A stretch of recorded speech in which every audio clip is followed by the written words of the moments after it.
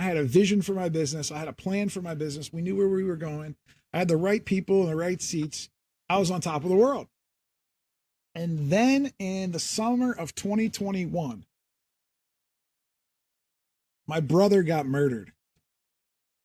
And that was a very eye-opening, jarring, shocking thing that could happen. You don't really know what it feels like because people hear this, we hear stories in the news all the time and we watch movies and documentaries and we've heard about murder. It don't feel the same until it actually happens in someone in your family. Like if that happens to you, then it's just it's a whole different world. That happened in 2021 and my family lives in Ohio and I live in Pittsburgh. It's about a 2-hour drive. I went back home for 3 weeks to spend the time with my mom and support her. And when I got back, I realized two things. I realized, first of all, that I didn't have anybody call me from the business. And we had a good month. Like the wheels didn't fall off. Like we still had a good month. Ben wasn't around. Ben didn't call anybody. No one called Ben.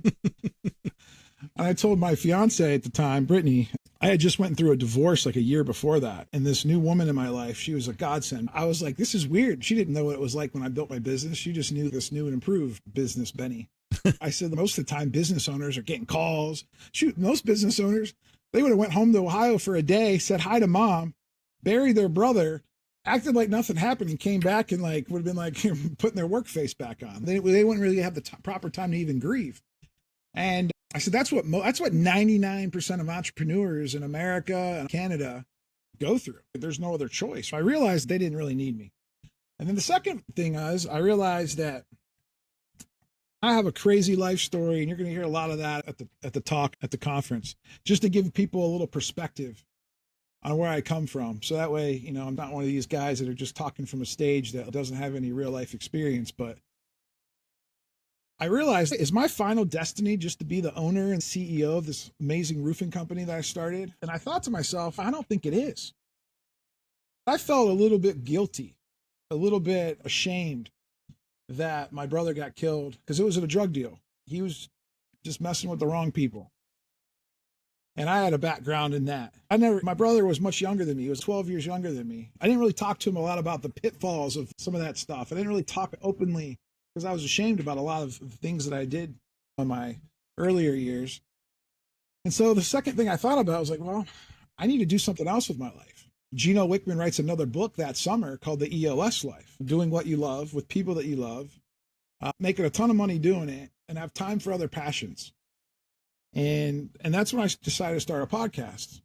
Since you have a podcast, you understand if it's in your calling, you love helping other people share their stories, right? Because we all have a burning story inside of us. I knew that I had a story inside of me that needed to get out so that way I can help people, but I didn't really know how to do it. And I was kind of afraid to just go on and tell my story. I was kind of embarrassed by my story. So I started a podcast. I could interview other people and hear their stories. So that way I didn't have to go first. Through that process, I started getting the courage to share my story. And I shared my story with my team.